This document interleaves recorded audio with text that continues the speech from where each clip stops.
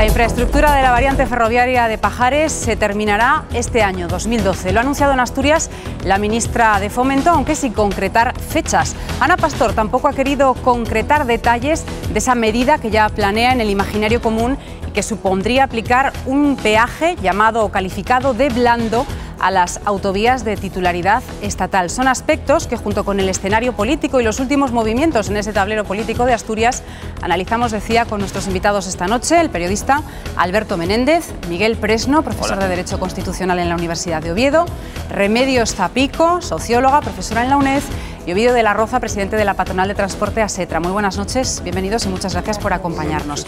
Les abordamos, como siempre, con una pregunta para responder en una palabra. Una sola palabra, para calificar, para valorar la visita de la ministra de Fomento a Asturias. Alberto. Inconcreción. Yo diría un título, La historia interminable. Bienvenido, Mr. Marshall, pero en femenino. Protocolaria. En cualquier caso, aparte de esa palabra, les pido que profundicemos teniendo en cuenta también una variable que les propongo, y es si la visita hay que interpretarla en clave política, del escenario político de Asturias, o en clave normal de agenda del Ministerio de Fomento. Miguel. Sí, bueno, yo decía lo de la historia interminable porque aparentemente se ha concretado, pero al final queda todo dicho de una manera tan difusa que yo no me creo realmente ese escenario, y sobre todo porque creo que no hay dotación presupuestaria para afrontarlo, ¿no? Eso por una parte. Desde el punto de vista político, tampoco tengo muy claro que esto le pueda aportar mucho a la política asturiana. La política asturiana tiene unos actores asturianos que son los que tienen que resolver los problemas con los que nos encontramos en este momento. ¿Vídeo? ¿Clave política o no?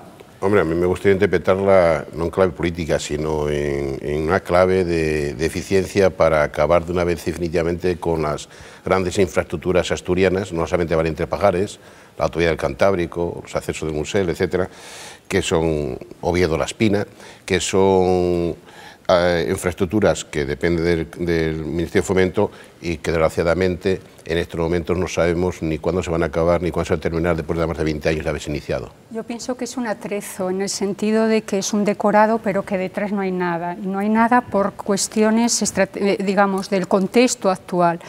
Aunque tuvieran voluntad, no hay con qué. Y luego, a lo largo de este tiempo, un largo recorrido ya, por distintos ministerios han pasado plazos y presupuestos que en ninguno de los casos se cumplieron, con lo cual yo mucho me temo y dudo muchísimo que se pueda concretar a corto plazo y a medio plazo en que nosotros resolvamos nuestros graves problemas de infraestructura a los que nos enfrentamos. Yo creo que hay protocolo y hay política. Lo que no hay en este momento es nada concreto, por eso dije inconcreción, porque una cosa es que nos digan que, bueno, a lo largo de este año se va a acabar lo que es la obra de la variante, la interna y la externa, sin más, sin concretar ni de dónde va a salir el dinero, ni cuánto tiempo va a durar esa obra. Entonces, por ese lado, yo creo que es una visita protocolaria porque vienen a hacer acompañamiento del Partido Popular Asturiano, que se encuentra en una situación un poco complicada, y tal como hicieron en la pasada campaña electoral el Gobierno central, pues va a intentar dar el mayor apoyo al Partido Popular Asturiano en, digamos, esta situación incómoda en la que viven Asturias. ¿Compartís en algo ese argumento de Alberto de acompañamiento de la visita ministerial al Partido Popular en Asturias? ¿Creéis que procede en este momento en el que todavía no hay gobierno, pero tampoco estamos en campaña?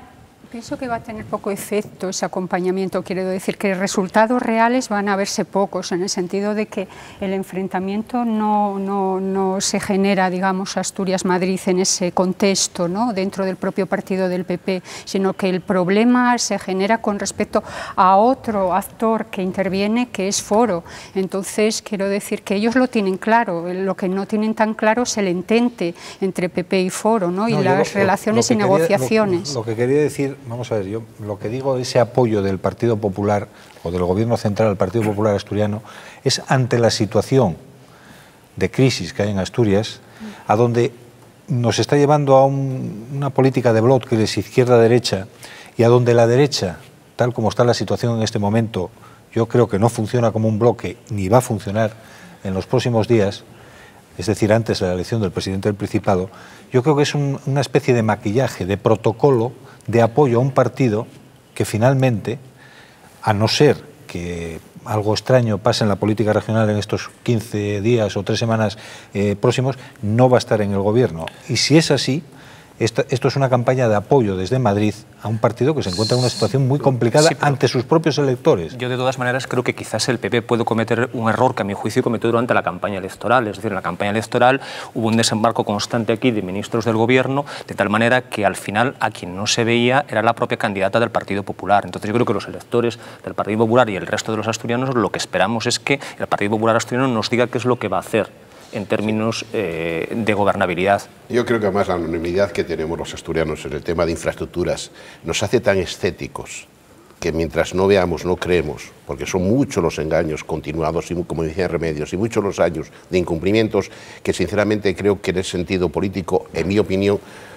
poco va a poder ayudar si es que hay una intención política en el sentido, pues puede tener, ¿no? Insisto que aquí mientras no haya una política de hechos, y la política de hechos era que hoy viniera diciendo tengo en los presupuestos del Estado estas cantidades configuradas para Oriente del Pajares, para autovías, para los tramos de la autovía Cantábrico, etcétera, etcétera, si hubiera venido con esa política de hechos, seguro que entonces podía hasta dar un impulso directamente, efectivamente, a ese apoyo político. Ovidio, entonces, ¿a qué vino? Es que lo acabas de decir. No vino con nada concreto, vino a hacer una visita a un tramo de autopista, de autovía, y vino a ver unas obras prácticamente paralizadas en este momento en la variante de Pajares. ¿A qué vino? Bueno, porque sí, quizás a veces sobreestimamos al político, piensas que responde a una racionalidad cuando a veces es simplemente una pura cuestión de imagen. Es decir, exactamente. Pero el problema es que yo creo que quizás ese montaje ya la gente ya no se lo cree. Hombre, la foto que vemos ahí o las imágenes que estamos viendo, daros cuenta que hay una persona que falta además en esa visita, aunque yo la califique protocolaria, que es el presidente del Principado. Por eso es protocolaria, porque si estuviera el presidente del Principado estarían hablando de algo más concreto. De esta manera, aunque bueno, es un presidente del Principado en funciones a determinado tiempo, vamos, puede que siga, puede que no, pero en este momento es el presidente del Principado. Que esa reunión no se haya celebrado. Pero bueno, además es en un sector, para a mi forma de ver, tan estratégico que son las comunicaciones en Asturias, que para mí es un antes y un después. Si nosotros no cogemos el tren ya de realmente redefinir y terminar un problema que tenemos desde hace más de 20 años, es decir, si no resolvemos nuestras infraestructuras a muy corto plazo, realmente vamos a perder el tren, no de alta velocidad, sino realmente de mantener una economía medianamente saludable. Y con todo esto sobre la mesa, que sea solamente un atrezo, a mí me preocupa.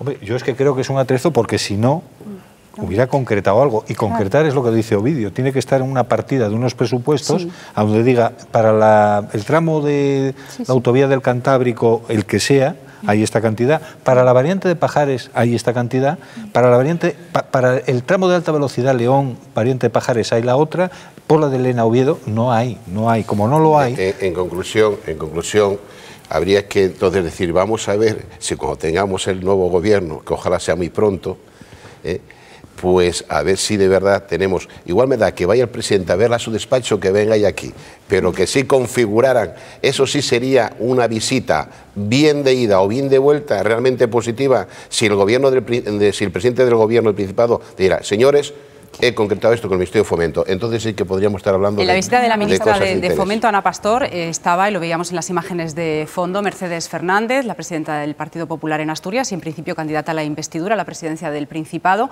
Estaba también el delegado del Gobierno, Gabino de Lorenzo, un grupo de senadores asturianos y el viceconsejero de Infraestructuras del Principado de Asturias. De alguna forma la comunidad autónoma estaba representada en esa figura, pero se produce además el día en el que el Gobierno se pronuncia sobre una propuesta del Ministerio, que es la de integrar FEVE en Renfe y en Adif, y una propuesta que desde el Gobierno de Asturias se ha criticado y que incluso se ha llegado a decir que es un planteamiento pobre. ¿Esto da pistas de las posibilidades que hay de entendimiento en Asturias? ¿Creéis que se puede analizar en esa clave o hay que verlo como cosas independientes? Yo creo que efectivamente hay que separar dos cuestiones. Una es la posible integración de FEVE en Renfe, que yo con la información que tengo me da la impresión que lo que se pretende es una gestión más unificada para no sé si unificar pérdidas o amortiguar pérdidas. No olvidemos que FEVE en estos momentos tiene más de 550 millones de pérdidas acumuladas y está acumulando, y todos los años está teniendo una pérdida de 150 millones de euros y perdiendo pasajeros todos los años, perdió el 50% del año 2005 para acá, y consecuentemente yo creo que lo que se pretende por una parte es precisamente hacer una mejor gestión de FEVE. Y otra cosa es la política ferroviaria, que también podríamos hablar, pero bueno, en su momento que se abarcaría a FEVE y a Renfe. Es que yo pienso que por en medio o en última instancia lo que se va a plantear es una liberalización del sector.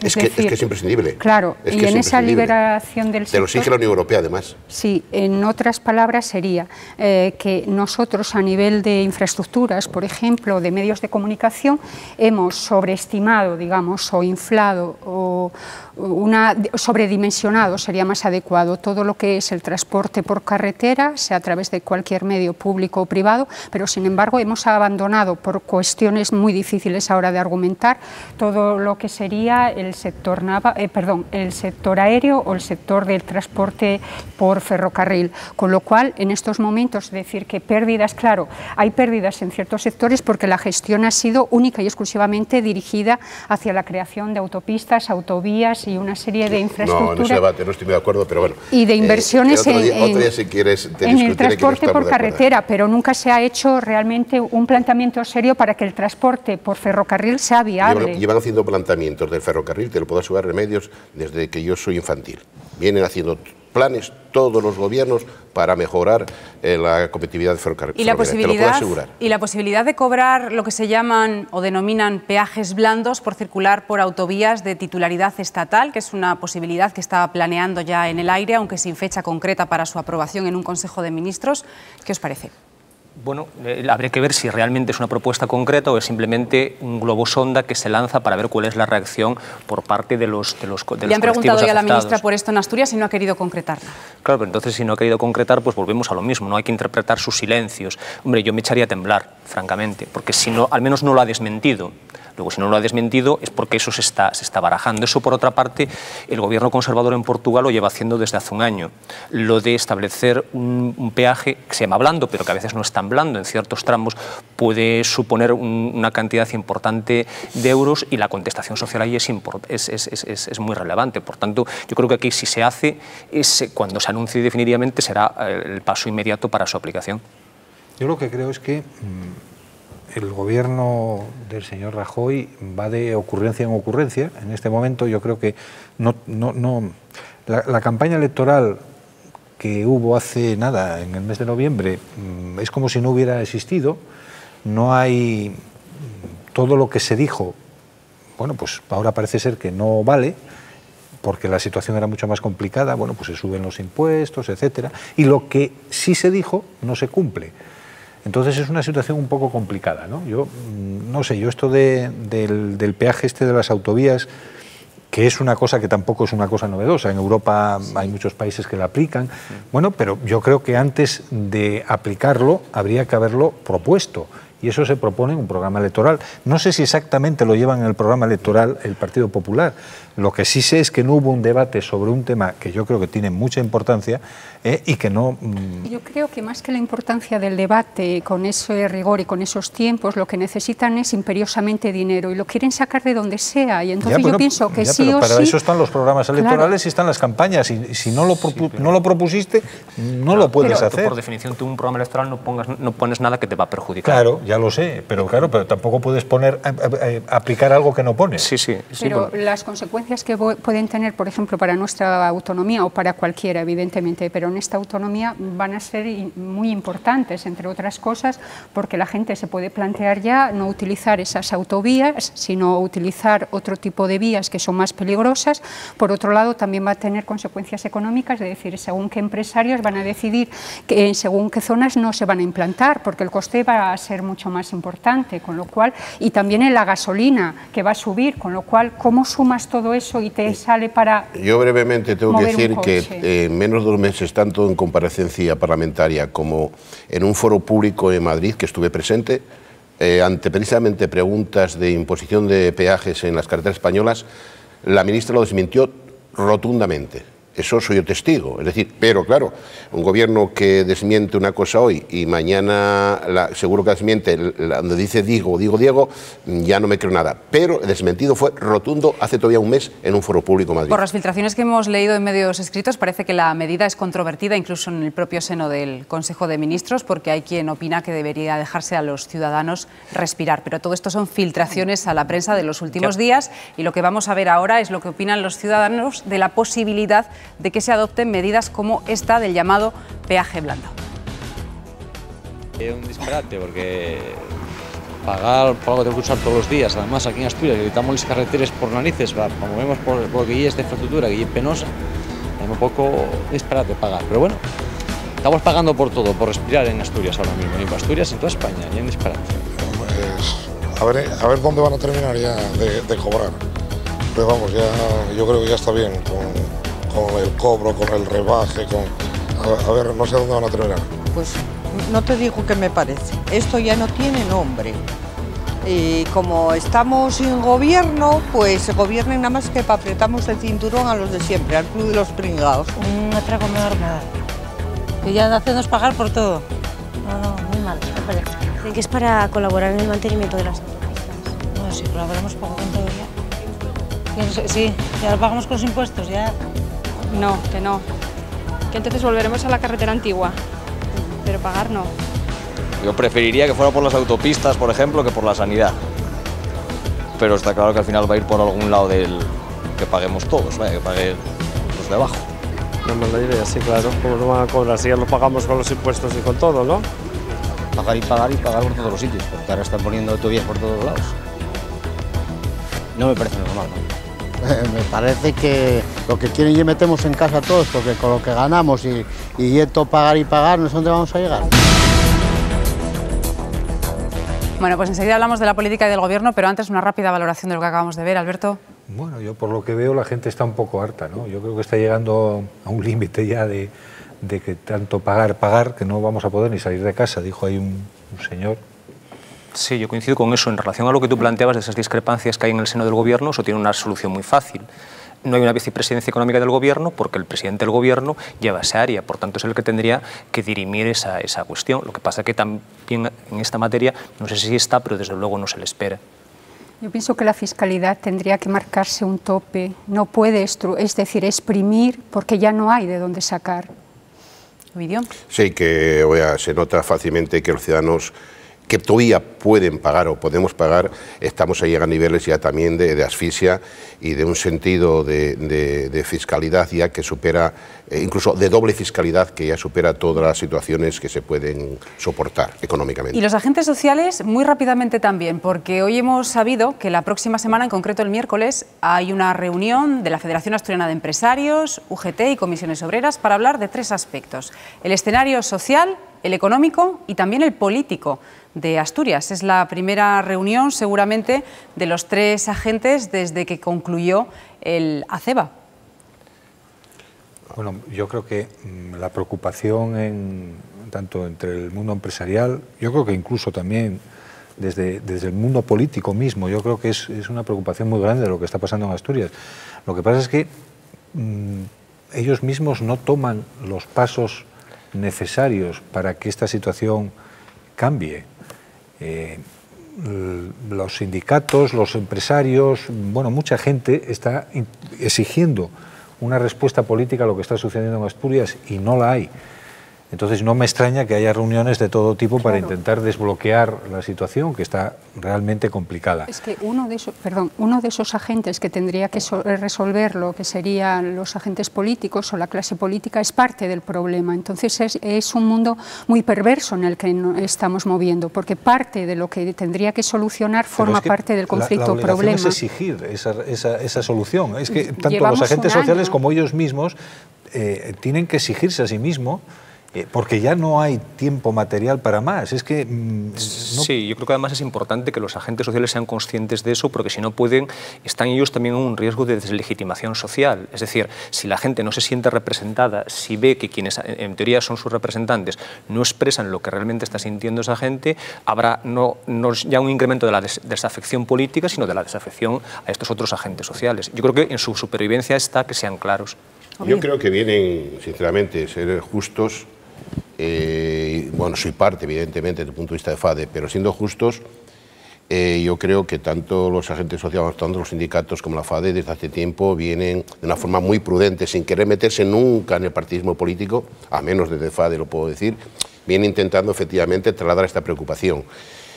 Que en estos momentos quieran aunar esfuerzos para que sea la suma, en vez de ser individual, que sea la suma de una parte tan importante de la sociedad como son los agentes sociales, los que hagan una llamada en este sentido, pues yo creo que siempre va a ser positivo, siempre será positivo para resolver los problemas que tenemos encima de la mesa. En el escenario político, la novedad es que no hay nuevas reuniones, no ha habido nuevos encuentros, al menos que se conozcan públicamente, y que la comisión directiva de Foro, reunida esta tarde, ha vuelto a plantear para un acuerdo con el PP el mismo documento que tenían, es decir, que el candidato a la investidura sea de Foro y que reciba los votos conjuntos de los diputados de Foro y del Partido Popular, y al Partido Popular le corresponderían 4 consejerías en un gobierno de 9 si llegaran a alcanzar ese acuerdo. Esto significa que todo sigue igual, que intenta parecer que todo sigue igual, que son posturas irreconciliables.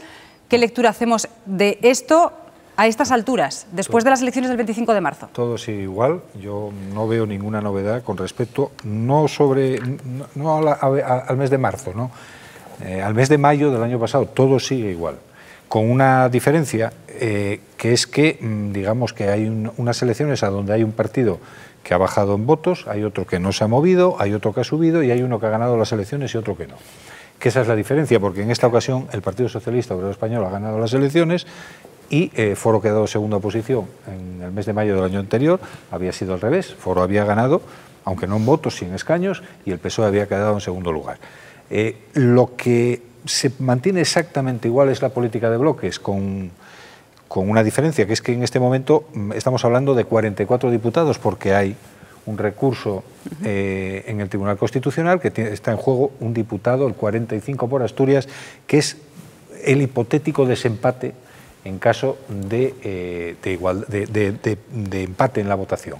Entonces, yo lo que creo es que en este momento lo que necesita Asturias es un presidente lo más rápidamente posible.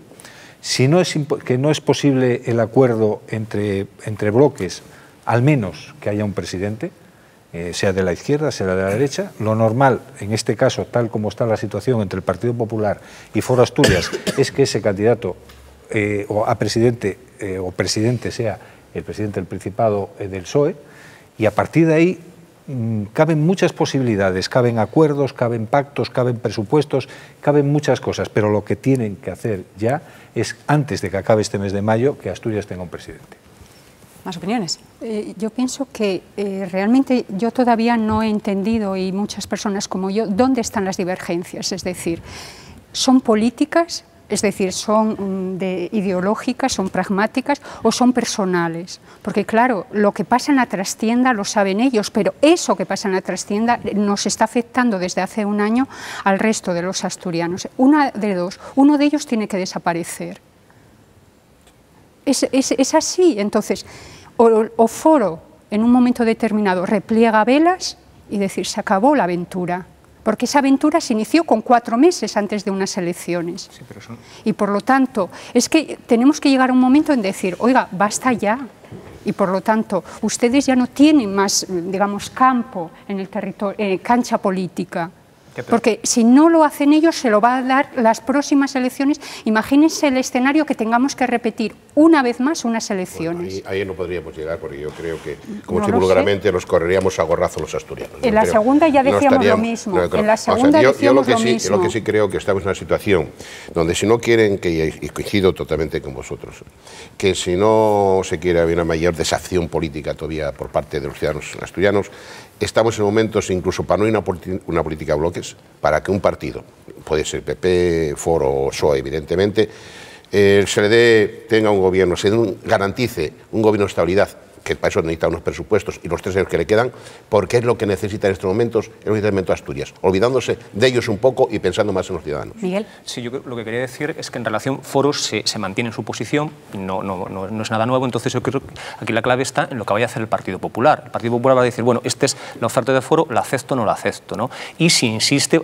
Foro lo ha dicho, el Partido Socialista también, si el Partido Popular va a presentar candidatura a la investidura de la presidencia del Principado. Y en su caso, ¿qué va a hacer el Partido Popular en una segunda votación que puede ser decisiva? Porque de lo que haga en ese momento puede significar que tengamos ese día presidente o no. Bueno, pues ese ha sido uno de los acuerdos que ha adoptado esta tarde la Comisión Directiva de Foro Asturias Ciudadanos, pero no ha sido el único comunicado por escrito que se ha remitido a los medios de comunicación. Hay otro más aprobado en esa Comisión Directiva que dice que este partido reclama a 2 medios de comunicación, en concreto La Nueva España y a RTPA, que respeten los derechos constitucionales de todos los asturianos, y leo textualmente, a difundir y a recibir información veraz, porque en su comunicado Foro habla de una campaña en su contra las personas que representan incluso el partido, habla de críticas, de descalificaciones, y todo esto en la víspera del Día de la Libertad de Expresión, que se celebra mañana y en el que están convocadas manifestaciones y concentraciones por el periodismo y la libertad de expresión en toda España y también en Asturias.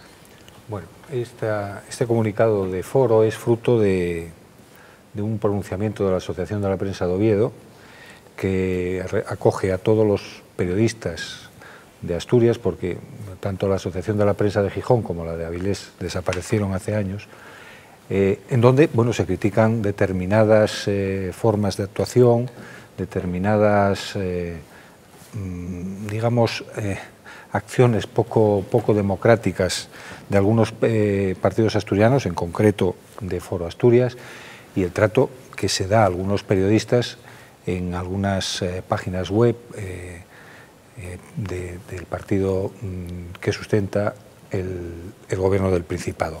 De ahí es de donde nace todo, y de ahí es a donde se dice o se responsabiliza tanto a La Nueva España como a la RTPA de no ser objetivos en su actuación. Yo creo que estamos llegando a unos límites en cuanto a la libertad de expresión en Asturias muy preocupantes, a donde se hacen acusaciones muy graves, con permiso de algunos partidos que permiten que esas acusaciones se trasladen a sus órganos de difusión. Y yo creo que es muy grave eso lo que está pasando en Asturias en este momento. Yo creo que en todo caso ellos tienen que diferenciar, porque es una situación muy diferente la de la RTPA, que es un medio público y por mandato constitucional y por mandato legal está obligada a unos principios de neutralidad y de pluralidad. Y un medio de comunicación privado, el que sea, puede tener la línea editorial que quiera y llevar a cabo la política de comunicación y de información que quiera, porque ahí la pluralidad está garantizada en la medida que hay distintos medios de información privados y el ciudadano accede a esa información a través de esa libertad. Por tanto, yo no tengo ninguna duda de que la libertad de información está totalmente asegurada en esta comunidad autónoma. Faltaría más. Creo que sí, y la lectura que yo hago es que los medios de comunicación en ningún caso deberían ser los portavoces de ningún partido político, porque los partidos políticos ya tienen su portavoz. Entonces los medios de comunicación tienen que garantizar, por un lado, en la realización de su trabajo, la veracidad, evidentemente, porque está en la base democrática de las sociedades, la prensa libre. Si nosotros atacamos realmente uno de los pilares fundamentales de toda la democracia, que es la prensa y la comunicación libre, estamos atacando, para mi forma de ver, la propia democracia. Aparte de, perdón un momento, hay unos tribunales que deciden, y en este momento hay muchas acusaciones, no hay una sentencia condenatoria de ningún periodista de los 2 medios a los que se refiere el comunicado de Foro, ni una. Muy rápidamente, Ovidio, que estamos en el último minuto y medio. A mí la verdad que me parece, sinceramente, que un enfrentamiento entre el partido que soporta al actual gobierno en funciones con 2 medios de comunicación de la importancia que estamos hablando, que cualquier asturiano no desconoce, sinceramente me parece que es otro elemento más añadir en esta situación política asturiana que tenemos, que realmente es como una pesadilla, ¿no?, en unos casos, ¿no? Y en segundo lugar, yo en principio, yo creo que la veracidad de los medios de comunicación es un elemento absolutamente contrastable y que, vamos, en ese sentido yo creo que es un principio que mantienen siempre a la hora de, al menos de la información. Otra cosa es la opinión y otra cosa que cada cual tiene la suya, sin una duda, ¿no? Bueno, pues en este último minuto de programa recordamos que ese Día de la Libertad de Expresión y esas concentraciones están convocadas no por este comunicado, sino porque hay un movimiento generalizado en toda España para defender a los periodistas, porque sin periodistas no hay periodismo, sin preguntas y sin contraste de respuestas no puede haber información, ni análisis, ni nadie puede opinar con opinión propia de las cosas y esta es una de las profesiones más castigadas por la crisis, seguramente la segunda después de la del sector de la construcción, y esto ha ido pasando en los últimos años, ha pasado desapercibido y en los últimos meses pues colectivamente parece que ha ido cogiendo vigor la fuerza y la energía para reivindicar también la situación de una profesión que a veces se convierte en de alto riesgo. Muchísimas gracias por acompañarnos porque hemos llegado al final de nuestro tiempo esta noche. Alberto, Miguel, Remedios y Ovidio, muchísimas gracias también a todos ustedes por seguirnos una noche más. Mañana vuelve más Debate en 30, jueves a las 9:30, después de la segunda edición de TPA Noticias, con más asuntos de actualidad. Veremos si con novedades o no en el escenario de la política asturiana que tanto nos ocupa y seguramente a muchos de ustedes también les preocupe. Hasta mañana, adiós.